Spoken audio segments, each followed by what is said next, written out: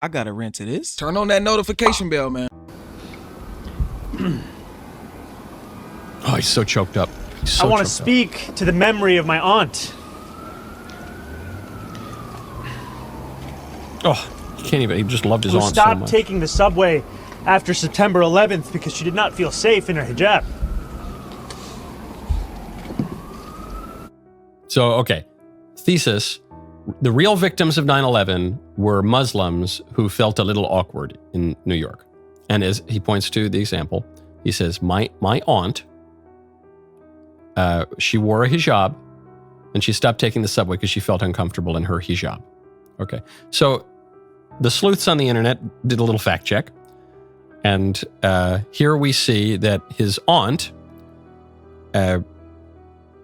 doesn't wear a hijab. His aunt, what is an aunt? That's going to be the next great Matt Walsh movie. Whoa. Okay.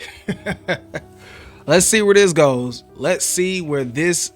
And we know I deal with a lot of Muslims, so I know it's a lot of wordplay, a lot of games. I'm pretty sure he's going to come up with something to make it work. What is an aunt? The sister of one's mother or father. Or a great aunt would be the sister of one's grandparents. They look through all the aunts they can find, and they find out that the aunt doesn't wear a hijab and doesn't live in New York. And didn't live in New York anytime around 9/11. The whole thing was totally made up. So what does Zohran do? Does Zohran admit that he lied? Or does he persist? I was speaking about my aunt. I was speaking about Zehra, my father's cousin, who sadly passed away a few years ago. And Hold up. Your father's cousin? That is not your aunt. for the takeaway from my more than 10-minute address about Islamophobia in this race and in this city to be the question of my aunt tells you everything about Andrew Cuomo and his inability to reckon with a crisis of his own. Oh, so hey guys, I know I'm trying to be the mayor of 8 million something people, but hey, don't address my lie. Don't focus on that. I can't believe you guys focused on holding me to the things that I said. I can't believe that. Y'all know us. Y'all know what we do on TikTok. Y'all know we debate Muslims. Y'all know me, God Logic, and etc. Y'all know what we do. This sounds familiar.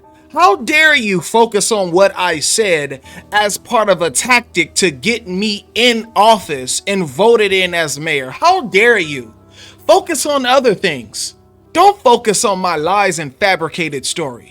I was at the press conference yesterday. They said, can you tell us who your aunt is, who you were referring to? I said, yes, this is my aunt. This is my Zehra fuhi. This is my father's cousin. And this was her story. So how can you convince New Yorkers if that is the type of person that you are? In other words, that you don't tell the truth? Well, it's not a lie. My father's cousin is my aunt. That's how I referred to her growing up my whole life, Zehra fuhi. Yeah, guys, we see it. The Muslims are even doing it in reality. The Muslims are distorting reality. Oh, she's my aunt because I called her my aunt. I'm good to go. But she's my father's cousin, which she's not really my aunt. But if I call her my aunt, then yeah, she's going to be my aunt. So you see how he cleared that up that fast? You got to watch out, man. If this guy gets in office, I hope he doesn't. But if he does, he is going to be watched. All right, guys. So this is what everybody's been talking about.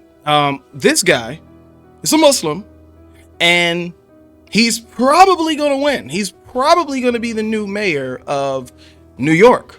So let's hear what this guy has to say. I don't have any bad blood towards this guy.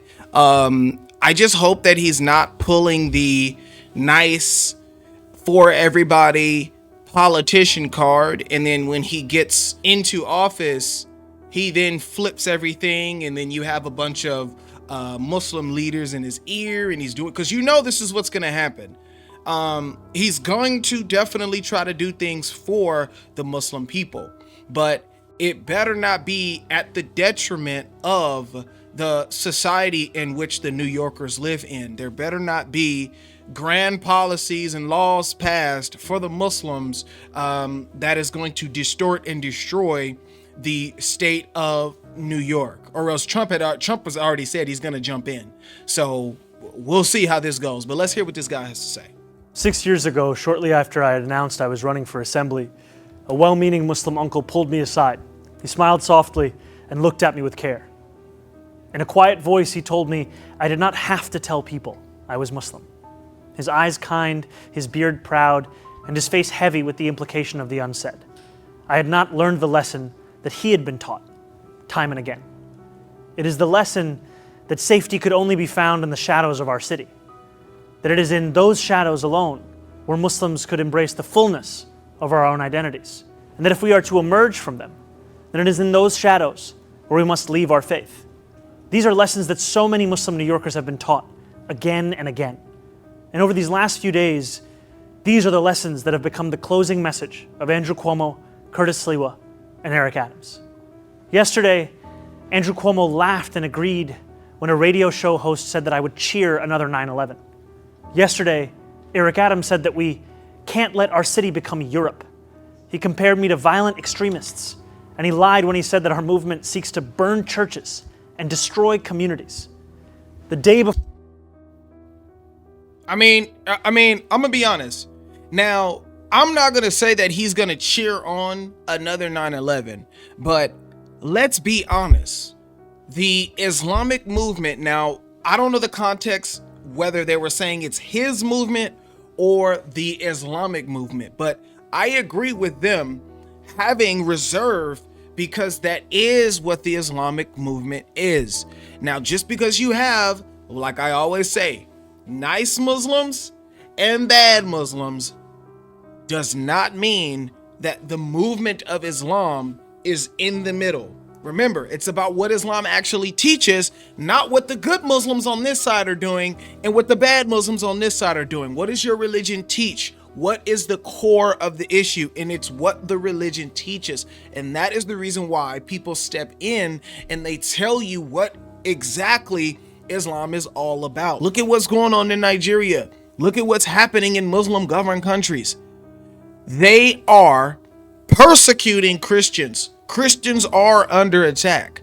Why? Because they've shown time and time again when they're in leadership roles, Islam is the only way. It's Islam or the highway. I want to use this moment to speak to the Muslims of the city. I want to speak to the memory of my aunt who stopped taking the subway after September 11th because she did not feel safe in her hijab. I want to speak to the Muslim city worker, whether they teach in our schools or walk the beat for the NYPD. New Yorkers who all make daily sacrifices on behalf of this city only to see their leaders spit in their face. See, this is the problem that I have with Muslims, is that one, if you have the nerve to utter 9/11 out of your mouth and not give your condolences to the people that lost their lives before you victimize your aunt who was scared to walk the subway with her hijab on, brother, something is off up here. For real. It ain't about how scared your aunt was. It ain't about that. It's about the people that lost them lives on that day. It's about the people that were stuck 30, 40 floors up and more, and couldn't get down and came down, toppling down with the building.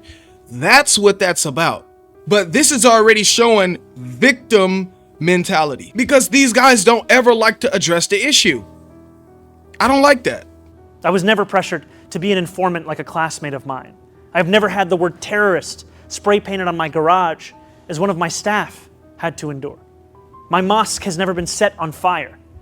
To be Muslim in New York is to expect indignity. But indignity does not make us distinct. There are many New Yorkers who face it. It is the tolerance of that indignity that does. So now Muslims are the victims.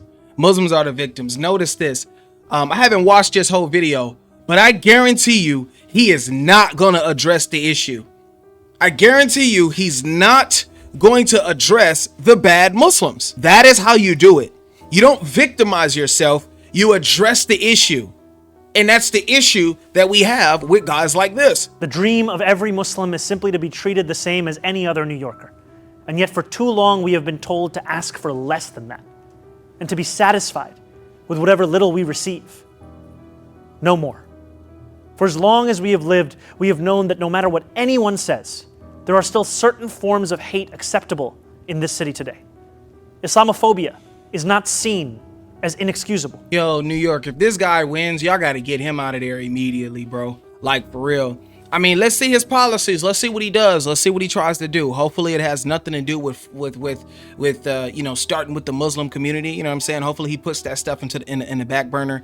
But there's going to be a lot of you know, outcry if this is what's happening. I mean, the fact that the word Islamophobia even came out of this dude's mouth shows that he doesn't get it. It's not Islamophobia, bro. It's not. It's not. It's that we actually understand what Islam teaches. I don't see this guy being that type of guy who is going to try to turn New York into some full-blown Islamic stuff, right? I'm sure he's already got enough flack for that. So he's not going to cry and complain about it and then turn around and do it. But there may be small things that he's going to get flack for. And he knows he's got to be on his best behavior. Islamophobia has emerged as one of the few areas of agreement. I do not like that word. I appreciate all who have rushed to my defense over the past 2 days. I think of those Muslims in this city who do not have the luxury of being the Democratic nominee, who do not have the luxury of being deemed worthy of solidarity. While my opponents in this race have brought this hatred to the forefront. Hatred? They brought hatred to the forefront? No, they're bringing you what Islam in these Islamic countries is teaching and what the Muslims are doing. They're bringing it to you because you are Muslim. They're making sure you don't bring this to New York. Why is it all of a sudden considered hate when we ask another Muslim, is he okay with this and is he a part of this? It's not Muslim hate. We're trying to help you guys understand what your religion teaches. And who are you voting for mayor? Sliwa, Curtis. My son took a bullet for New York. What the fuck? He actually got shot. Like, I never got shot up, but I could relate. Like, he's gritty, you know what I'm saying? Mamdani, he's like, I don't know, he's like slow, I ain't gonna lie. Yeah. I don't think he get no bitches, to be honest with you. And so you'd vote for Sliwa? 100%. I'd take Cuomo over what's his name, Zohran?